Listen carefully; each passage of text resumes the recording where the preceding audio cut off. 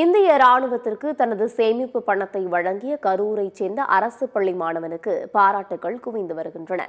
கரூர் மாவட்டம் வெள்ளியணை கணபதி நகரைச் சேர்ந்த சதீஷ்குமார், பவித்ரா தம்பதியின் 8 வயது மகன் தன்விஷ் வெள்ளியணை ஊராட்சி ஒன்றிய தொடக்கப் பள்ளியில் 3ஆம் வகுப்பு படித்து வருகிறார்.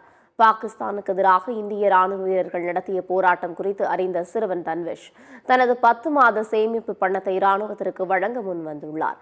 இதைத் தொடர்ந்து பெற்றோர் ஒப்புதலோடு தனது சேமிப்பு பணத்தை மாவட்ட ஆட்சியர் மூலம் ராணுவத்திற்கு வழங்குவதற்காக ஆட்சியர் அலுவலகம் சென்றுள்ளனர். அங்கு ஆட்சியரிடம் தனது உண்டியல் பணத்தை வழங்கிய சிறுவனை அங்கிருந்த பொதுமக்கள் வெகுவாக பாராட்டினர்.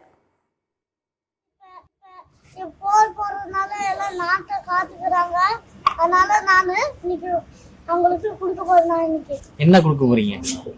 உண்டியல்ல காசுல இருக்கு, அவங்க கொடுக்க போறேன். அவங்களால சாப்பிடுறதுக்கு கஷ்டப்படுறாங்க, தூங்கவும் முடியாது. அதனால இன்னைக்கு நான் கொடுக்குறேன்.